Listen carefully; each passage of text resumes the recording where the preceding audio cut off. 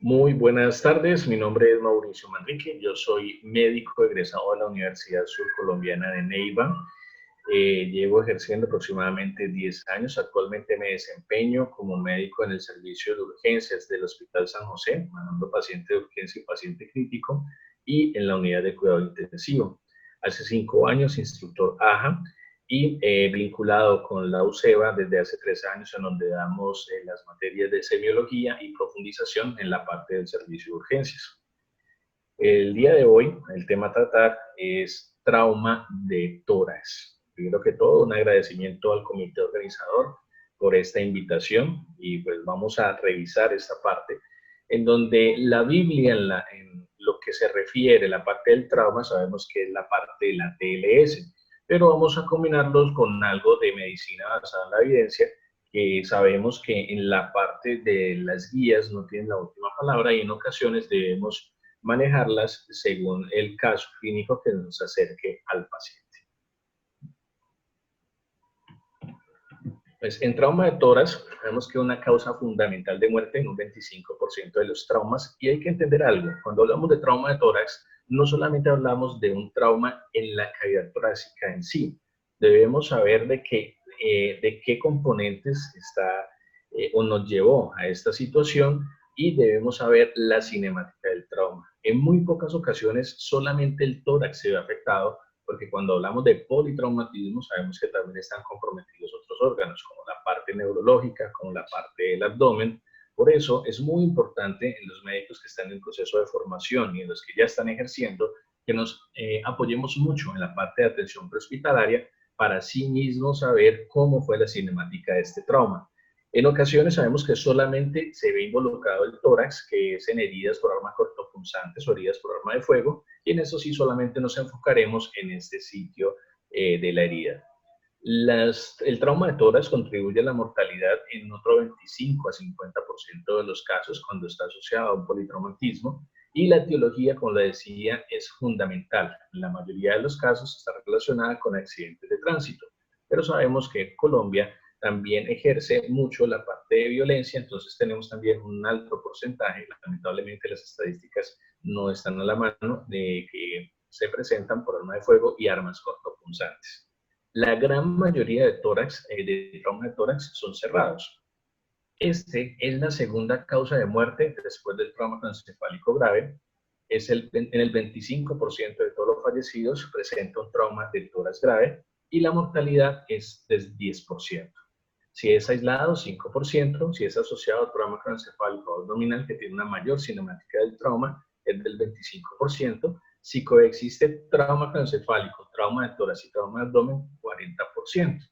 Entonces vemos que entre mayor compromiso haya de otros sistemas, pues mayor va a ser la tasa de mortalidad. Es importante, recuerden que cuando estamos aplicando la evaluación en el trauma de tórax, debemos hacerlo de una medida secuencial. Sabemos que la TLS y otras guías han practicado la revisión A, B, C, D en el trauma, dando mucha importancia en la vía aérea, y la B, que es la parte que vamos a revisar, es el trauma de tórax con las patologías que amenazan la vida.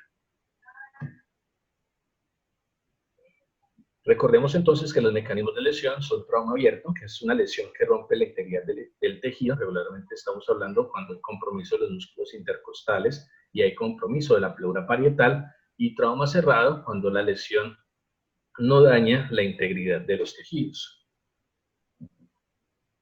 En el trauma de tórax entonces se deben realizar una evaluación primaria, reanimación de funciones vitales, evaluación secundaria y tratamiento definitivo. Como les decía, es muy importante en todo mecanismo de trauma que primero se haga una buena evaluación y una buena valoración y manejo, por ende, del sitio o de la escena, aplicando la evaluación sobre la parte de la cinemática del trauma, y asimismo saber qué es o qué manejo le voy a dar yo a este paciente. Esto es lo que corresponde a la valoración primaria. El objetivo de esta evaluación es prevenir o corregir la hipoxia, que es generada por las lesiones que amenazan la vida. Si yo no corrijo este tipo de lesiones, pues, y no las identifico, que la vamos a ver más adelante, pues mi paciente muy posiblemente va a fallecer, se me va a morir en los próximos minutos. La valoración secundaria Ya la hacemos más a nivel intrainstitucional, ya la hacemos ya un poco más detallada, donde vamos a tener una anamnesis detallada, un examen físico completo, unas pruebas de laboratorio, unas imágenes, radiografía de tórax y lo último que está manejando en este tipo de traumas es el ecofase. Recuerden que la triada mortal del tórax es hipoxia, acidosis e hipercapnia y debemos corregirla lo más pronto posible. Epidemiológicamente vamos a tener que se produce por accidentes de tránsito, vehículos a motor entre el 43 y 43.5%, accidentes en el hogar en un 36.1%, agresiones físicas en un 10.2%, accidentes en el trabajo en un 5.7% y accidentes del deporte en un 1.6%. Recordemos que debemos hacer una evaluación integral y que este es la segunda letra cuando estamos haciendo nuestra evaluación ABC para descartar las patologías que nos amenazan la vida, porque una complicación o una poca atención en el manejo de estas heridas pues puede llevar a la muerte del paciente. Recordemos la parte de la limitación del tórax, la superior va sobre una línea infraclavicular o subclavicular, la inferior va por la parte del reborde costal y la lateral, cuando estamos hablando de la parte del tórax, sabemos que tenemos la línea axilar anterior. Ya cuando estamos hablando de la región precordial, esta línea se disminuye un poco más, en donde ya tenemos la evaluación del proceso anatómicamente delimitándola sobre la lateral, la línea axilar anterior izquierda y la medio clavicular derecha para allí así tener el área precordial, muy importante en una de las STEM que amenazan la vida.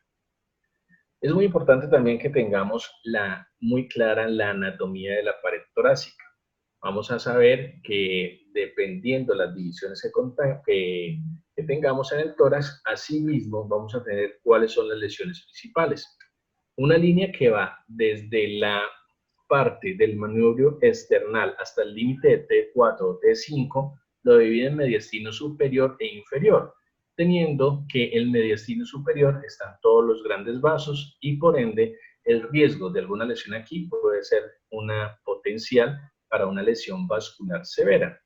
El mediastino superior está también el timo, los grandes vasos como hablábamos ahora, la tráquea, esófago, nervios vagos, conducto torácico, venácigos, hemiácigos y accesoria, linfáticos y los troncos simpáticos. Entonces acá tenemos la parte de la anatomía cardíaca, muy importante conocerlo para saber sobre qué área estamos hablando o cuál área es la afectada. En la anatomía de la parte pulmonar vamos a encontrar que el flujo de las arterias intercostales va de 150 a 200 cc por minuto. Recordemos que los paquetes arteriovenosos que van en las costillas van por cerca al nivel inferior. Por eso todos los procedimientos que nosotros hagamos debemos hacerlos sobre el límite superior de la costilla para evitar una lesión a nivel del paquete vasculonervioso. Cada hemitórax tiene una capacidad de aproximadamente 3 litros en promedio, por eso los hemotórax pueden coleccionar tanta volemia en el paciente que posteriormente lo puede descompensar. Podemos coleccionar entre 150 y 200 cc por cada espacio intercostal y una de las lesiones importantes que se produce ocasionalmente, principalmente por las lesiones penetrantes, es la lesión que compromete la mamaria interna. En el trauma de tórax debemos entonces saber que hay unas heridas o unos componentes que amenazan la vida. Si no los atendemos rápidamente, pues este paciente puede fallecer. Hay muchas mnemotecnias en las cuales usted puede utilizar para recordar las patologías que amenazan la vida, pero hay una en especial que la vi en una escuela mexicana que es la JOTNENA. Allí vamos a tener la integración de todos los componentes que pueden amenazar la vida. La H tenemos el hemotórax, la O la obstrucción de la vía aérea, la T el tórax inestable, la otra T taponamiento cardíaco, la NE neumotórax cerrado y la NA neumotórax abierto. Patologías que vamos a entrar rápidamente. Como les decía, si nosotros no tenemos una evaluación muy rápida acerca de estas patologías que amenazan la vida, pues obviamente no vamos a tener paciente en el cual vamos a trabajar. También encontramos en la literatura la docena mortal. Las más frecuentes son taponamiento cardíaco, neumotórax a tensión, tórax inestable, hemotórax masivo, neumotórax abierto y cualquier proceso que me produzca una obstrucción de la vía aérea por un cuerpo extraño. Las menos frecuentes, ocultas y que se dan después de algunos minutos del arribo del servicio de urgencias, se presentan son ruptura aórtica o diafragmática, ruptura de la tráquea o del árbol bronquial, lesión del esófago, contusión pulmonar y contusión miocárdica. ¿Qué nos sugiere la gravedad entonces de un trauma de tórax? Primero, que sea una cinemática de alto impacto o que tenga una caída mayor a 6 metros, que sufra un episodio de aceleración y desaceleración, en el cual pueden ser comprometidos los grandes vasos y hay ruptura aórtica, impactos de alta velocidad o procesos de iatrogenia, como cuáles, como paso de catéteres venosos centrales que pueden generarnos un neumotórax. Evidencia de lesiones graves o que tengan un componente de una cinemática de alto impacto, que tenga una lesión penetrante, que tenga 2 o más fracturas proximales o huesos largos. También en una literatura se puede encontrar que si tengo una lesión de tipo fractura a nivel de la escápula, se cuenta como si fuera una fractura de un trauma, de una cinemática de alto impacto. Quemaduras mayores del 15% de la superficie corporal o que afecten la cara o la vía aérea. Cuando se me compromete la parte de la A, que es la permeabilidad de la vía aérea, pues obviamente la parte de la ventilación se me va a comprometer, y más en un paciente que está politraumatizado y que pues requiere un adecuado aporte de oxígeno. Entonces, siempre que estemos sometidos a un trauma de tórax, recordemos de que cuando el paciente tiene una cinemática del trauma de alto impacto o de alta velocidad, no solamente nos detenemos en el tórax, evaluamos la vía aérea y el control de la columna cervical, que sería en la A. Posteriormente pasamos al proceso de ventilación y descartamos las 5 patologías que amenazan la vida, que sería la B. Y posteriormente pasamos a la circulación y control de hemorragias. Descartamos las 6 lesiones que amenazan la vida. Si el paciente tiene una obstrucción de la vía aérea, pues obviamente este paciente debe ir con una intubación o realizar una cricotiroidectomía de urgencias. Si el paciente por clínica tiene un neumotórax a tensión, pues vamos a hacer una descompresión, como más adelante lo veremos, bajo toracostomía de aguja, o si ya tenemos el servicio de urgencia un cirujano o tenemos la experiencia de manejarlo, podemos colocar un tubo de toracostomía. Si hay un hemotórax, tubo de toracostomía, neumotórax abierto, colocamos un apósito semioclusivo, un tubo de toracostomía, y las otras 2 patologías que ya veremos cuál va a ser el manejo, que son taponamiento cardíaco y tórax inestable. La evaluación inicial de estos pacientes debe ser descartar estas 6 lesiones. Si nosotros nos enfocamos en descartar estas 6 lesiones, nuestro paciente va a tener un buen fin. Entonces, en la vía aérea, la A, primera letra en el proceso de la evaluación del trauma, es necesario reconocer y tratar las lesiones mayores que afectan la vía aérea. Se debe evaluar permeabilidad de la vía aérea. ¿Cómo lo evaluamos? Si el paciente está consciente, le decimos que por favor hable y evaluamos cómo está evaluando el paciente. Si no hay una disfonía, si no hay un estridor o si realmente no lo puede hacer. ¿Cómo está este intercambio de aire? Escuchamos el paso de aire a través de la nariz o de la boca cuando el paciente esté inconsciente y de los campos pulmonares. Recordemos que en el paciente politraumatizado no se debe hacer la maniobra frente mentón porque tenemos que conservar la integridad de la columna cervical. Por lo tanto, está indicado la maniobra de tracción mandibular. Inspeccionamos la orofaringe en busca de cuerpos extraños y observar si hay tiraje intercostal o supraclavicular. Recordamos que en la evaluación de la orofaringe podemos retirar sin hacer barrido algún objeto que podamos coger solamente con proceso de pinza a nivel de los dedos pulgar e índice. Si está indicado y si el paciente tiene un glando menor o igual a 8, podemos colocar una cánula para evitar que la misma lengua y los músculos del piso de la lengua vayan a producir una obstrucción. Traumas en tórax superior pueden provocar un defecto palpable de la región de la articulación esternoclavicular con luxación posterior de la cabeza clavicular. Esto nos va a producir una obstrucción de la vía aérea superior y vamos a escuchar a esos pacientes con estridor o cambios en la voz del paciente. Posteriormente pasamos a la respiración y ventilación, que es la B. En la B debemos descartar las patologías que amenazan la vida. Muy importante en el paciente politraumatizado, debemos evaluar la elasticidad del paciente. Miren, debemos ver la mecánica de ventilación que tiene, por ende debemos destapar o descubrir la parte del pecho. El cuello y el tórax del paciente deben ser expuestos totalmente para permitir la valoración de la respiración y las venas del cuello. Los movimientos respiratorios y la calidad de la respiración se deben evaluar inspeccionando, palpando y auscultando. Entonces debemos ver qué calidad de tórax tiene este paciente, posteriormente hacer una palpación bimanual bilateral, idealmente hacia el mismo nivel para descartar que haya enfisema subcutáneo, que haya crépitos o que haya hematomas grandes, que lo pueden evidenciar solamente en la inspección. Posteriormente vamos a hacer la percusión y por último la auscultación. Signos importantes de la lesión del tórax: primero, que haya un aumento en la frecuencia respiratoria, y segundo, un cambio en la modalidad respiratoria, donde podemos encontrar muchas alteraciones a nivel de la parte respiratoria, de la frecuencia. Respiración y ventilación. En este caso es muy importante apoyar la parte de la ventilación cuando no tenemos una adecuada vía aérea. Por lo tanto, no dude en su paciente cuando tenga alguna de las indicaciones de intubar a su paciente en el servicio de urgencia. Primero, cuando tenga apnea. Segundo, cuando haya riesgo de obstrucción de la vía aérea. Por ejemplo, un hematoma expansivo en el cuello, que tenga una lesión traqueal o laringe o estridor.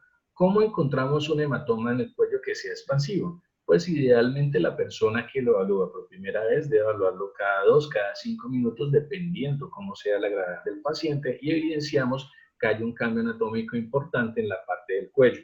La lesión traqueal la podemos encontrar cuando evidenciamos una enfisema subcutáneo importante, y la lesión laringea podemos encontrarlo con la parte del estridor.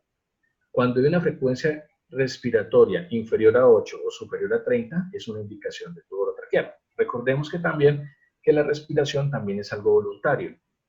Entonces, no vamos a intubar pacientes ansiosos o pacientes con dolor, que podemos encontrar una frecuencia respiratoria por encima de 30 por minuto. Eso debe ser evaluado junto con otras variables, para así mismo decidir intubar al paciente. Afección de la vía aérea por un trauma maxilofacial severo, que tengamos una gran deformidad, o que presente lesiones por quemadura.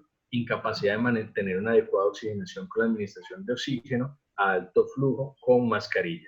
Recordemos que estos pacientes no deben tener oxígeno por bajo flujo, siempre deben tener oxígeno por alto flujo.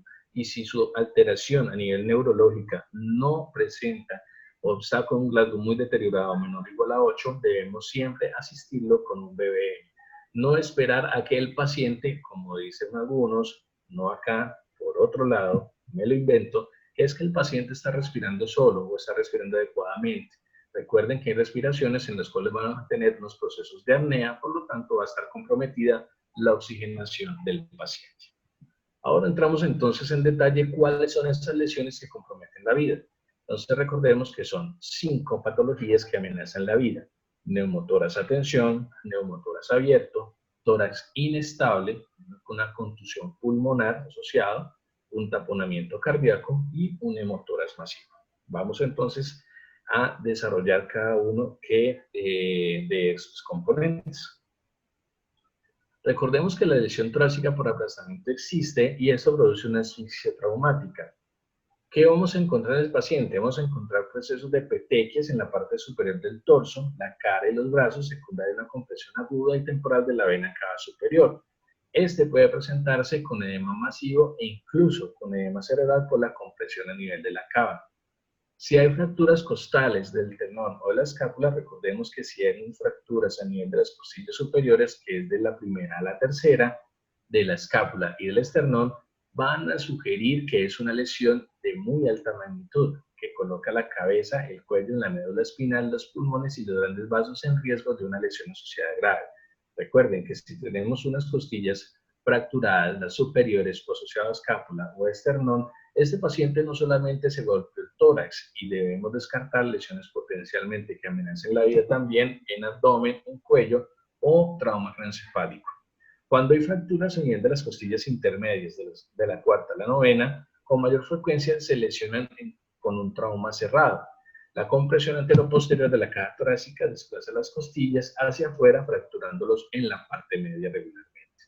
Las fracturas de las costillas bajas de 10 a la 12, que llaman falsas, deben despertar sospecha también de lesiones hepatoesplénicas. Por lo tanto, esos pacientes deben ser evaluados por un cirujano general y que se tome, por favor, NECOFAS para descartar una lesión que comprometa una de estas vísceras. La clave en el tratamiento reside en el manejo agresivo del dolor, evitando la depresión respiratoria.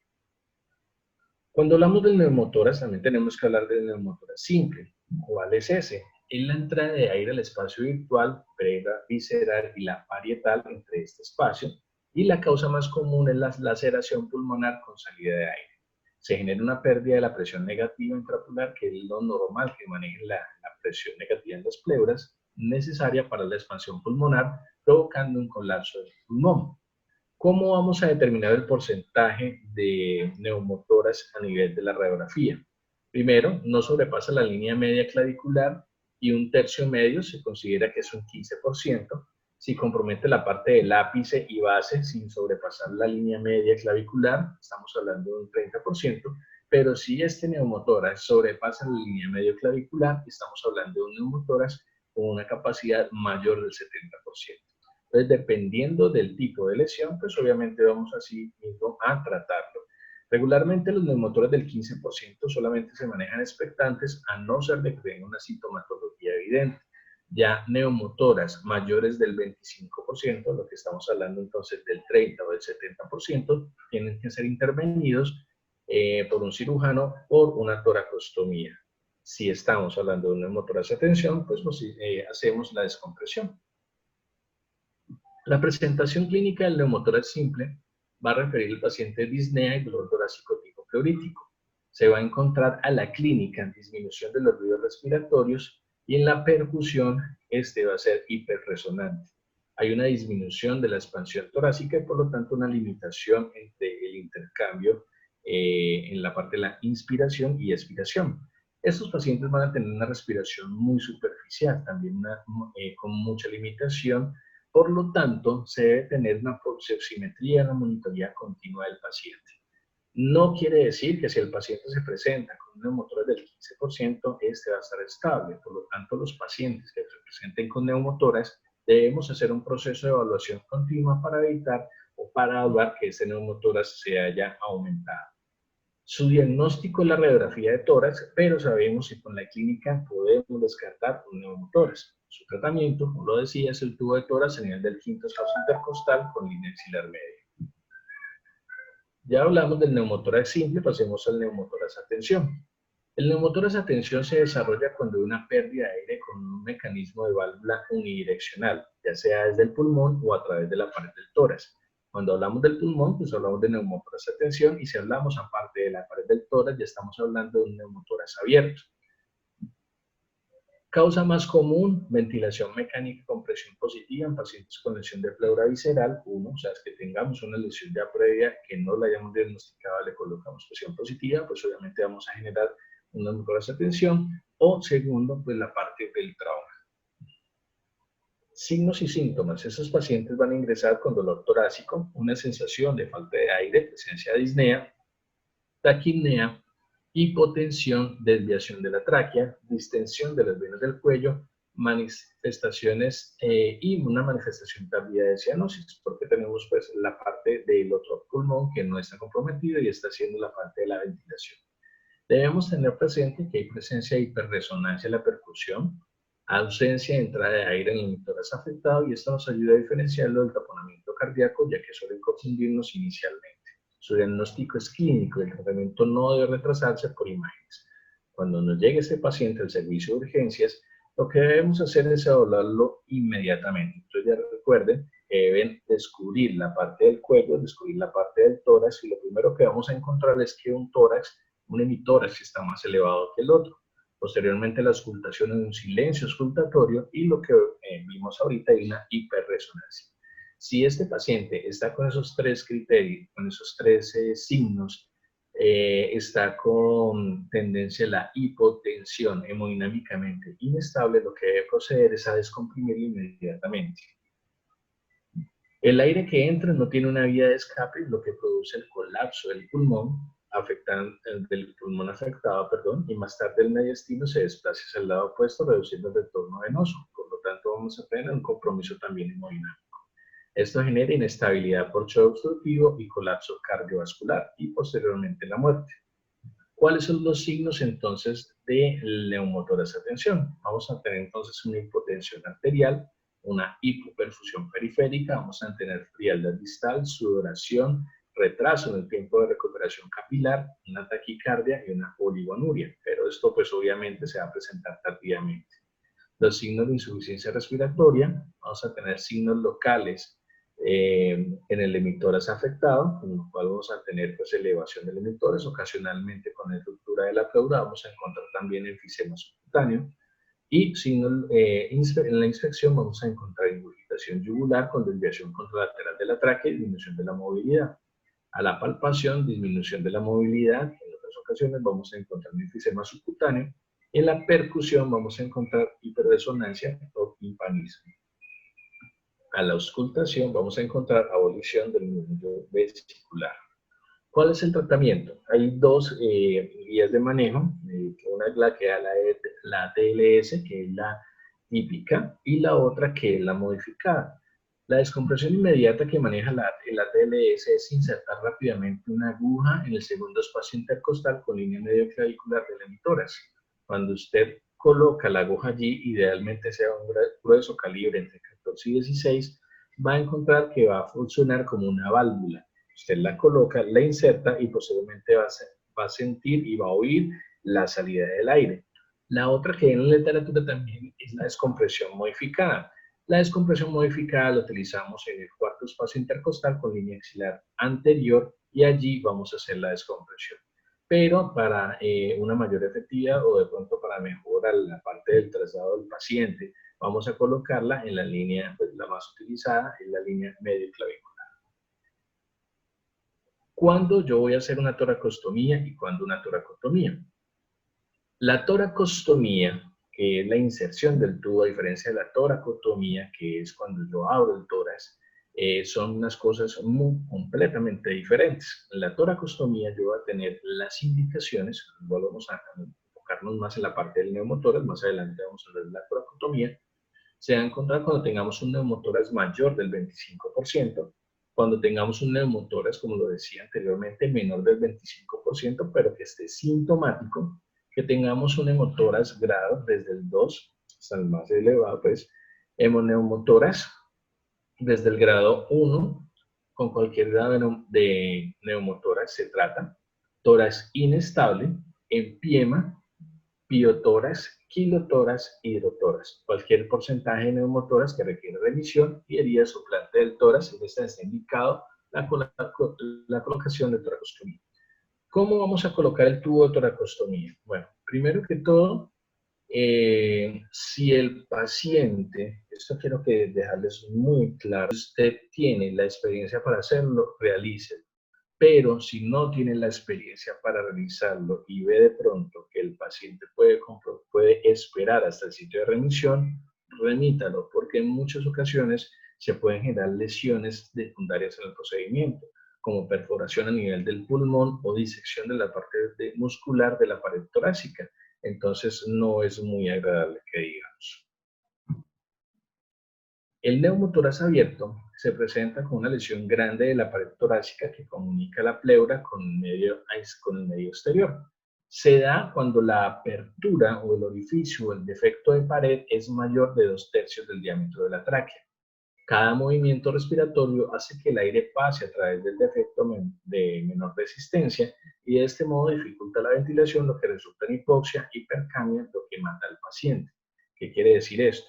El paciente está con un neumotórax, atención, y cada vez que está respirando el paciente, pues está entrando más aire en la cavidad pleural y por ende haciendo una presión más positiva en un ambiente que es de presión negativa. Por lo tanto, va a ser también colapso a nivel cardíaco, va a hacer una inestabilidad a nivel hemodinámica y pues posiblemente el paciente va a tener muchas complicaciones secundarias a esto.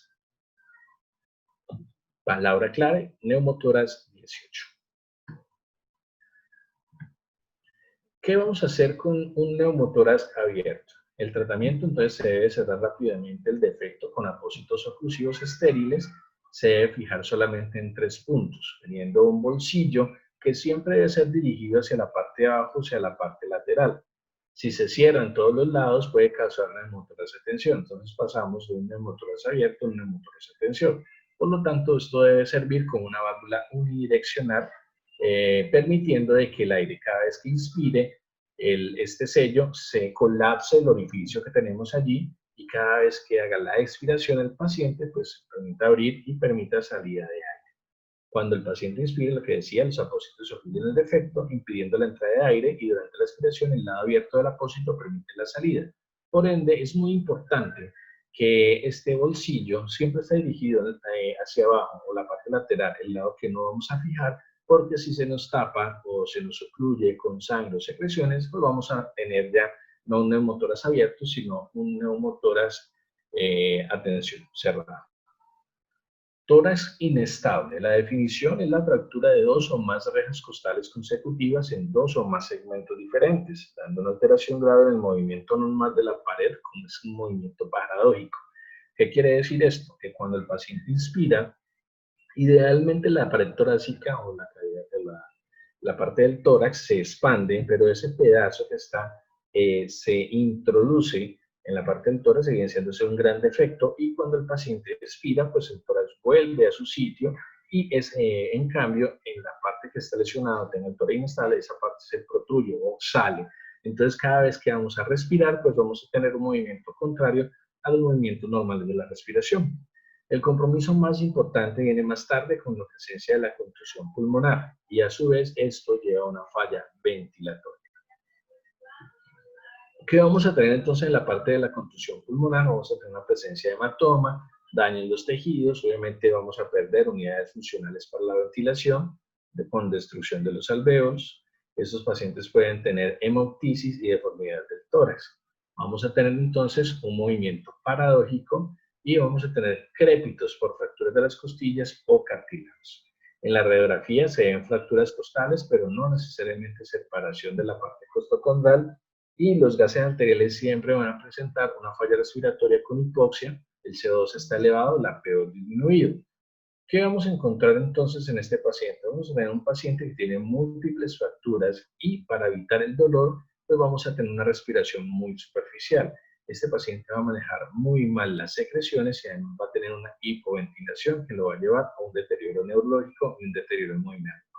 Si no le colocamos cuidado a este paciente, pues obviamente va a evolucionar hacia una hipoxia y pues posteriormente a un paro respiratorio que nos lleva a un paro cardiorrespiratorio.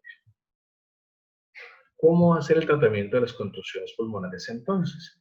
Vamos a administrarle una adecuada analgesia. En ocasiones van a estar permitidos los bloqueos epidurales cuando el dolor es muy intenso y estos pacientes que tienen fracturas múltiples deben ir con un bloqueo epidural para evitar la depresión de tipo pulmonar. Vamos a mantener la eubolemia y prevenir la sobrecarga de fluidos a nivel pulmonar. Vamos a tener terapias a nivel del tórax para ayudar a la adecuada movilización de secreciones. La oxigenoterapia en esto es vital cuando el paciente persiste con hipoxia, pese a las medidas mencionadas anteriormente. La idea siempre en este tipo de pacientes que tenemos un tórax inestable es que esté sobre una ventilación mecánica invasiva. Hay algunos artículos que dicen sobre la ventilación mecánica no invasiva, pero corremos el riesgo de una lesión a nivel pleural y obviamente es un neumotórax. Va a permitir lograr lo que se denomina fijación interna, que va a permitir la estabilización de la pared torácica hasta que desarrolle una fibrosis perilesional a las 3 semanas del trauma. En la circulación, en el manejo del tórax, vamos a encontrar unas lesiones que comprometen la parte hemodinámica directamente y su compromiso pues es mucho más severo.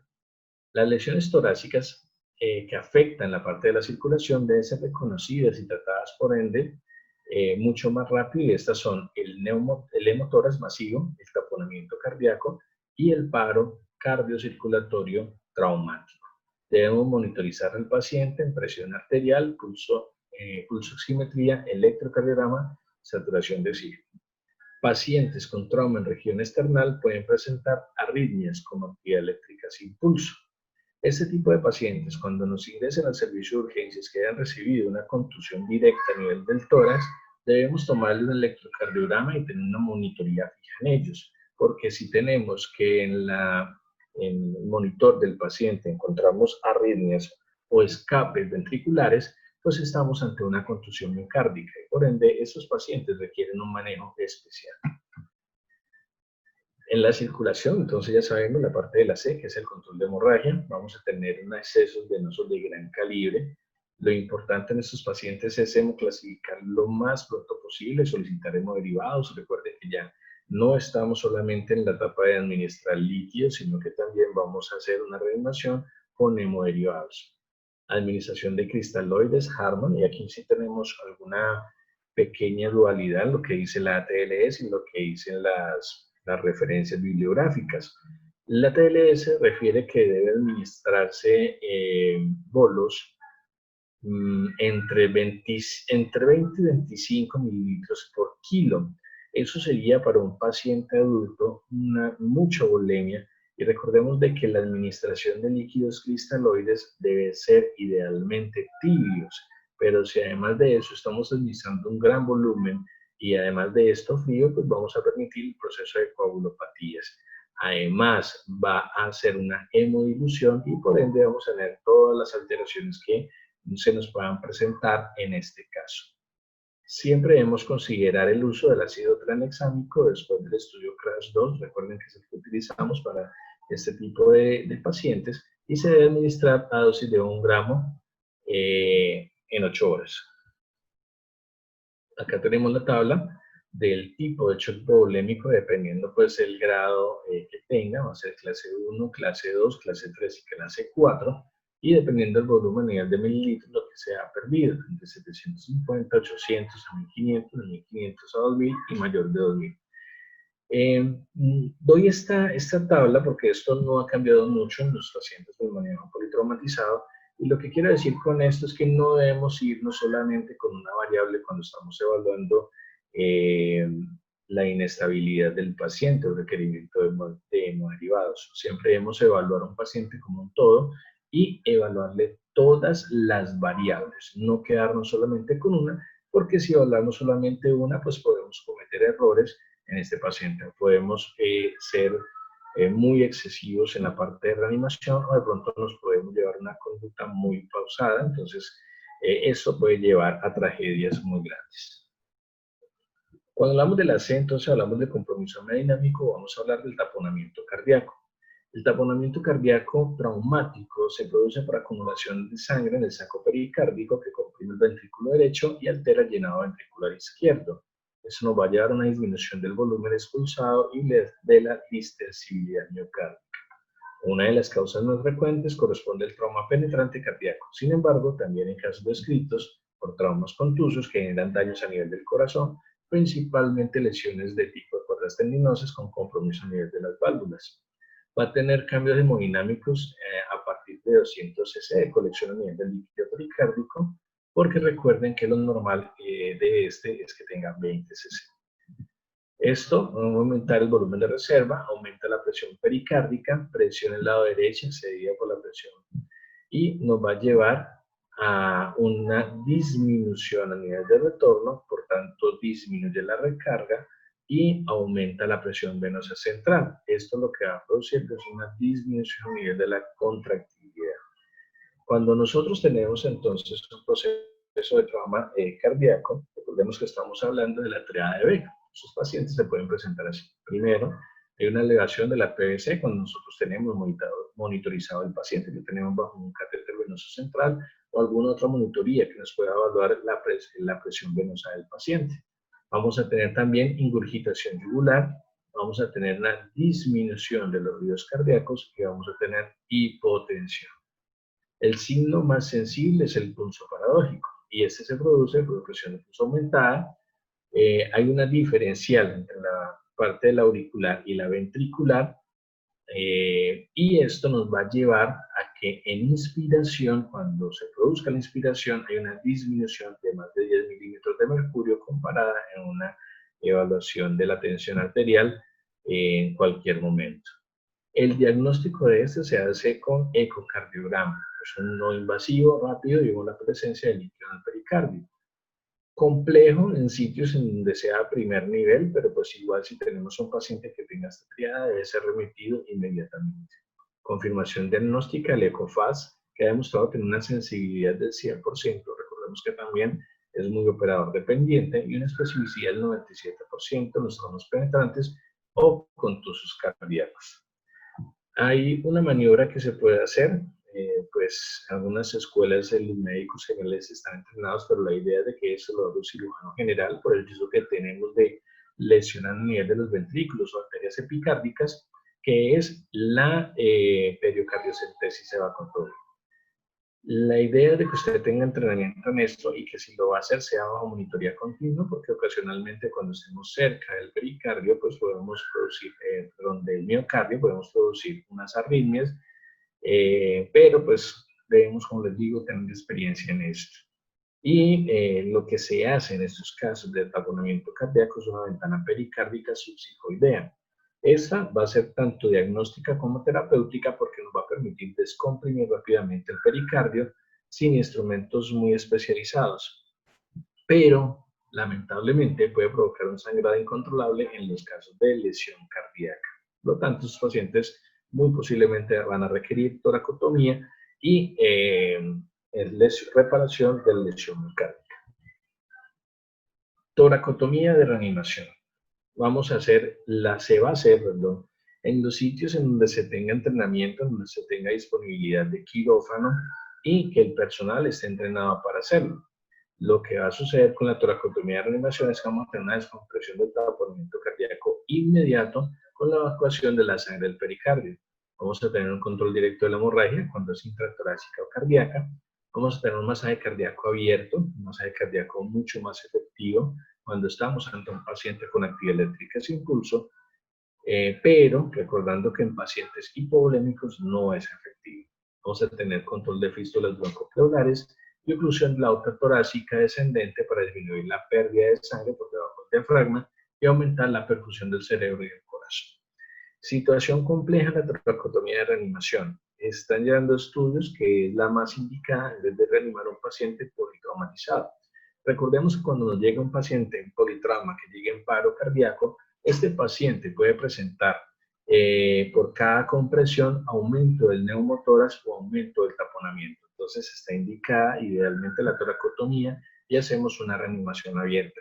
Todavía faltan estudios más fuertes para corroborarle y dejarle de primero cuando llega el paciente con paro cardíaco politraumatizado. En la revisión secundaria pues, requiere un examen físico completo y detallado, imágenes de tórax, gasometrías y monitorización. Recordemos que dependiendo de la gravedad del paciente, primero debe ser una unidad de trauma, debe ser evaluado ABC continuamente porque podemos tener un deterioro a nivel de los procesos hemodinámicos del paciente y nunca retrasar un manejo de que amenace la vida del paciente por esperar unas imágenes, bien sea una radiografía, bien sea una ecografía. Esos pacientes, por ejemplo, el tipo de contusiones en tórax deben tener una gasometría, porque nosotros podemos ver muy bien al paciente, pero en una respiración muy superficial, que no está dando adecuado oxígeno en la parte de la ventilación, por lo cual pues, va a tener una baja PAFI y posteriormente este paciente se puede deteriorar de la parte neurológica. Pero recordemos que la clínica va a estar siempre por encima de alguna ayuda diagnóstica. 8 lesiones torácicas, entonces ya tenemos las 5 principales que amenazan la vida y las otras son potencialmente letales, son neumotórax simple, por el neumotórax de tensión, el hemotórax que hemos estado evaluando, recordemos que el hemotórax pasa a ser hemotórax masivo cuando tenemos una punción en la parte de la toracostomía y drenamos más de 1500 o tenemos más de 200 cc por 3 horas en las primeras 3 horas de evaluación. Este paciente pues, debe ser llevado a toracotomía. Contusión pulmonar, que ya la hablamos, muy evidenciada cuando tenemos unas fracturas a nivel costales. lesión del árbol traqueobronquial, que pues igual no lo vemos en el momento, pero más adelante puede ser potencialmente mortal para el paciente. Lesión cardíaca cerrada, ya sabemos cómo identificarlos con los procesos de las arritmias. Esos pacientes hay que tomarles troponina e idealmente ecocardiograma para evidenciar que no hay una lesión a nivel miocárdico. Ruptura aórtica traumática, lesión traumática del diafragma, producir las hernias diafragmáticas y lesión esofágica contusa. La palabra clave es neumotórax 18. En el hemotórax, entonces, continuando con la parte de la C, va a ser la ocupación de la cavidad pleural por sangre. La causa más frecuente es la laceración pulmonar, ruptura de un vaso intercostal o de la arteria mamaria interna. Las principales manifestaciones clínicas en el proceso de hemotórax son disnea, dolor torácico, disminución del murmullo pulmonar o vesicular, aumento de la nitidez ipsilateral, anterior teníamos en el neumotórax timpanismo, vamos a tener taquicardia por el episodio de shock que está haciendo el paciente y por la pérdida de sangre, y vamos a tener una hipotensión en los casos mucho más graves. Recordemos que en la parte del tórax podemos, en cada hemitórax se puede recoger aproximadamente 3 litros, entonces el compromiso hemodinámico va a ser mucho más grande cuando hay un hemotórax masivo. ¿Cuál va a ser entonces el tratamiento del hemotórax? En el hemotórax agudos vamos a tener una cantidad suficiente como para poder ser visto una radiografía de tórax, idealmente mayores a 200 mililitros. Se trata de la colocación del tubo torácico de grueso calibre. Si de manera, como hablábamos ahorita, del hemotórax masivo, se trata de cuando estamos pasando el tubo de tórax y hay una salida de 1500 mililitros de sangre a través del tubo torácico o drena más de 200 mililitros durante 2 a 4 horas, es necesaria la exploración quirúrgica y la reanimación con hemoderivados. El gol estándar para diagnóstico del hemotórax, pues dicen las guías que es la tomografía. Pero recordemos, compañeros, que este tipo de lesión clínicamente debe ser demostrada, por lo tanto, pues con la clínica debemos sospechar del paciente. Cuando tenemos entonces este tipo de hemotórax masivo, cuando ya tenemos una ocupación mínimo de 1500 mililitros de sangre, de un tercio más de la volemia del paciente en la cavidad torácica. El más común es por lesiones de trauma penetrante, es una herida por arma cortopunzante o herida por arma de fuego. Este paciente que vamos a encontrar una hipotensión severa, ausencia de ruidos respiratorios, compromiso que hay de la ocupación del espacio pleural, hay una matidez en la percusión y debemos tomarle un TAC o un ecofaz. Los signos físicos del hemotórax son signos de shock, signos de insuficiencia respiratoria, signos locales en el hemotórax afectado. Vamos a encontrar unas yugulares ingurgitadas ocasionalmente, a veces que están limitadas por el proceso de choque hipovolémico, y vamos a encontrar disminución a nivel de la movilidad del hemotórax. En la palpación, pues, disminución de la movilidad, en la percusión vamos a encontrar matidez y en la auscultación, abolición del murmullo vesicular. ¿Cuál va a ser el tratamiento entonces cuando estamos ante un hemotórax masivo? Vamos a tener que colocar un tórax, un tubatórax o una toracostomía. Líneas intravenosas igual de gran tamaño, recordemos la reanimación ABC de este tipo de paciente. Vamos a infundir cristaloides al inicio, pero si estamos ante un hemotórax masivo, ya debemos iniciar un proceso de reanimación 1 a 1 con hemoderivados. Tubo de drenaje torácico en el quinto espacio intercostal anterior a la línea medio axilar. ¿Cuáles son las lesiones menos frecuentes o de alta mortalidad que podemos encontrar en la parte del tórax? Entonces, hasta ahorita hemos hablado de las patologías que podemos encontrar que van a amenazar la vida. Entonces, recordemos las 5 patologías que amenazan la vida. Ahorita vamos a ver las menos frecuentes, pero que a su vez pueden llevarnos a un desenlace fatal de nuestro paciente si no le colocamos atento cuidado. Lesiones traqueobronquiales. Estas lesiones van a tener en nivel de la clínica un proceso de hemoptisis, enfisema subcutáneo o un neumotórax a tensión. El diagnóstico siempre va a ser con una broncoscopia. El tratamiento, si este paciente pues, lo requiere, hacer una intubación selectiva del bronco principal del lado opuesto de la lesión. que puede manejarse de manera temporal para proveer una adecuada oxigenación mientras se repara la lesión que tiene el paciente. En estos pacientes, pues obviamente está indicada una intervención quirúrgica para el cierre del defecto, y en los pacientes más estables el tratamiento quirúrgico puede diferirse hasta que se resuelva la inflamación aguda y el edema. Entonces, cuando tengamos sospecha de una lesión del árbol traqueobronquial, debemos saber que estos pacientes se acompañan con enfisema subcutáneo y hemoptisis. La contusión miocárdica que estábamos hablando ahorita en la parte del trauma de tórax puede presentarse como una contusión del músculo cardíaco, ruptura de una de la cavidad cardíaca, disección y o trombosis de las arterias coronarias o ruptura valvular. Los pacientes con contusión miocárdica pueden presentar molestias en el pecho, pero este síntoma es menos atribuida a la contusión de la pared o a fracturas del esternón y costillas. Por eso es que se nos puede ir este diagnóstico de la contusión cardíaca. La idea de que todo paciente que tenga trauma en tórax debe tomarse un electrocardiograma para ver cómo están los RR, si están variables, tomar obviamente la troponina, y en ecofaz o un ecocardiograma para descartar pues alteraciones a nivel de la contractilidad. Es importante pues evaluar hasta pedir un delta de troponina, porque muy posiblemente por el politraumatismo puede salir la troponina inicial elevada, por lo cual a las 6 horas debe tener un control de paraclínicos o de troponina. Las secuelas clínicas más importantes de una contusión miocárdica son hipotensión, arritmias que pueden ser fatales y anomalías de la pared de movimiento de la ecografía bidimensional. La hipotensión, recordemos que estos pacientes deben estar con una adecuada reanimación hídrica, mantener tensiones arteriales históricas por encima de 90.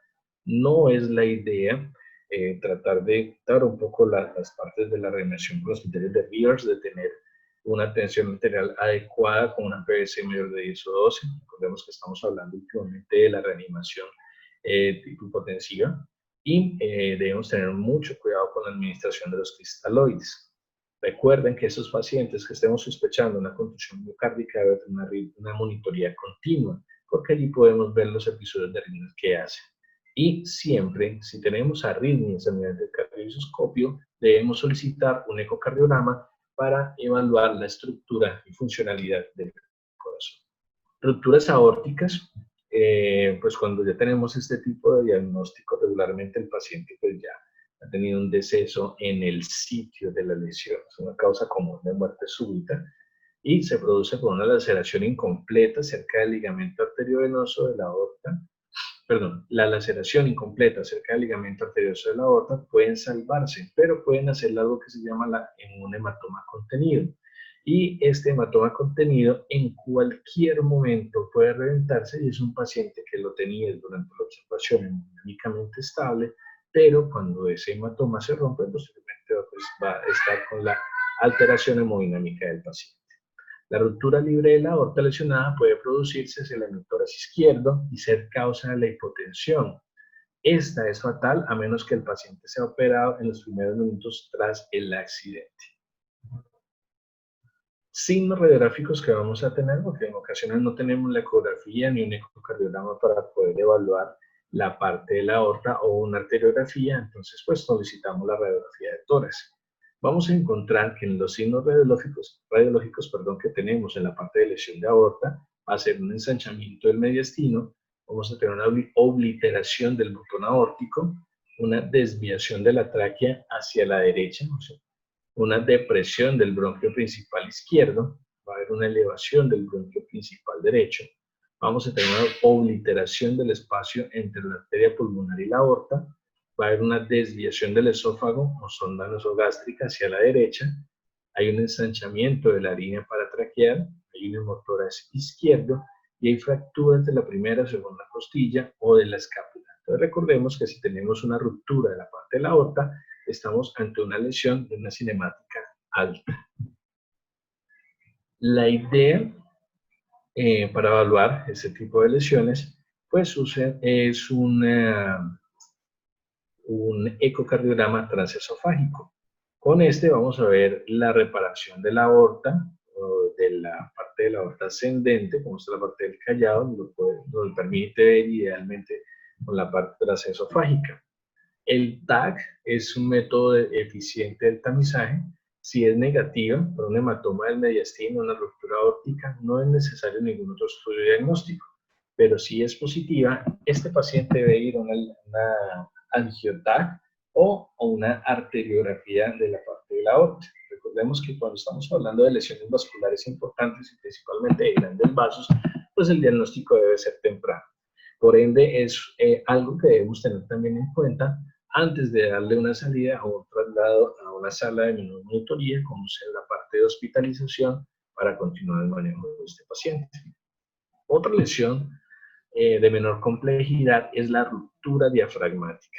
Esto, cuando produce la ruptura diafragmática, en sus mayores componentes vamos a tener lo que es el paso del contenido intestinal hacia la cavidad pleural, hacia la parte pulmonar. Lo encontramos en el trauma cerrado, cuando hay una herniación, y en el trauma penetrante, cuando hay pequeñas perforaciones que pueden tardar un tiempo, a veces años, para desarrollar una hernia diafragmática. Entonces no quiere decir que siempre que tengo lesionado el diafragma voy a tener una hernia diafragmática allí. No. Más adelante, si no tiene una adecuada cicatrización, pues por ahí va a haber un defecto y por ende va a haber una hernia diafragmática. La presencia de elevación del diafragma derecho en la radiografía de tórax puede ser el único hallazgo de una lesión derecha, muy poco evidente. Si se sospecha una laceración del diafragma izquierdo, hay que colocar una sonda nasogástrica para descomprimir la parte de la cavidad gástrica. Si el tubo gástrico aparece en la cavidad aórtica, en la radiografía de tórax se eliminan necesidades de otros estudios y se lleva a un procedimiento quirúrgico. El tratamiento, reparación quirúrgica directa. La ruptura del esófago por traumas de tórax cerrado también es otra lesión que a veces pasa inadvertida, pero que podemos ver solamente con una radiografía. En el trauma contundente del esófago, causado por la expulsión violenta del contenido gástrico hacia el esófago, regularmente que se lesione directamente el esófago por un trauma es muy poco probable. Es más, la cantidad de contenido alimentario que produce una regurgitación y por este aumento de la presión, pues va a haber una lesión a nivel del esófago. Esta lesión contundente, como decía ahorita, produce un desgarro lineal en el esófago inferior, permitiendo la fuga en el mediastino. La mediastinitis resultante de la ruptura inmediata o retardada del espacio pleural y va a producir algo que se llama empiema. Por eso, en este tipo de lesiones hay que iniciar el cubrimiento antibiótico lo más pronto posible y requiere nuevamente una manipulación quirúrgica en el momento en que esté haciendo una mediastinitis o está haciendo colecciones a gran escala. Si tenemos un neumotórax izquierdo, un neumotórax sin fractura de costilla que ha recibido un fuerte golpe en la pared inferior del esternón o epigastrio, si hay dolor o shock, si su tubo torácico muestra partículas, que es el contenido intestinal, el tratamiento consiste en el drenaje del espacio pleural y el mediastino con la reparación directa de lesión. O sea que estos pacientes deben ser llevados a toracotomía. Otra manifestación de las lesiones torácicas son el enfisema subcutáneo. Este enfisema subcutáneo se puede ser el resultado por lesiones de las vías respiratorias, lesiones pulmonares o lesiones por estallido. El enfisema subcutáneo, cuando es simple, no requiere tratamiento, pero si se requiere ventilación con presión positiva, de lo posible, puede desarrollar una neumotórax a tensión, por lo cual debemos estar muy atentos a este, porque si presenta una neumotórax a tensión, debe requerir obviamente una descompresión aguda y el tratamiento con toracostomía. La idea es que siempre que tengamos una lesión o que produzca un enfisema subcutáneo, no debemos descansar hasta que evidenciemos la causa, así mismo tratarla y pues presentar cuál fue la etiología para que en manejo conjunto con cirugía podamos manejar este tipo de lesiones. Nadie tiene un enfisema subcutáneo porque sí, o de colección, o porque o como antecedente de un trauma hace 5 o 6 años. Si hay un enfisema subcutáneo, pues debemos buscar cuál es la causa. Bueno, espero que hayamos desarrollado todos los componentes a nivel del trauma de tórax. Recordemos que el trauma de tórax no solamente cuando estamos hablando de una cinemática de alto impacto se presenta solo, sino que siempre va asociado a otros sistemas que debemos también tratar inmediatamente.